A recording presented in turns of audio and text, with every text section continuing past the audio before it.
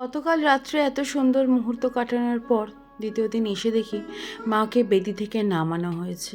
মায়ের এবার বাড়ি ফেরার পালা। সত্যি পুজোর দিনগুলো কি তাড়াতাড়ি চলে যায় না। শুরু হলো মায়ের এই বছরের শেষ আরতি।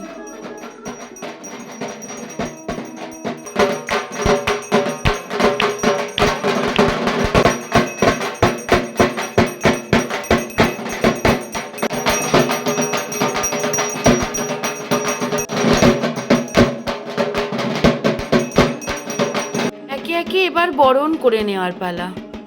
মা বাড়ি যাবে, তাকে হাসি মুখে বিদায় দেওয়ার পালা। আমি এবছর পুজোয় অংশগ্রহণ করতে পারবো সেটা আমি ভাবিনি, কিন্তু ওই যে বলে না, কপালে লেখা আছে। সিঁদুর খেলা শুরু হলো। এবার আমরা সবাই মাকে নিয়ে রওনা দেব গঙ্গার উদ্দেশ্যে। আসছে পরের পর্ব।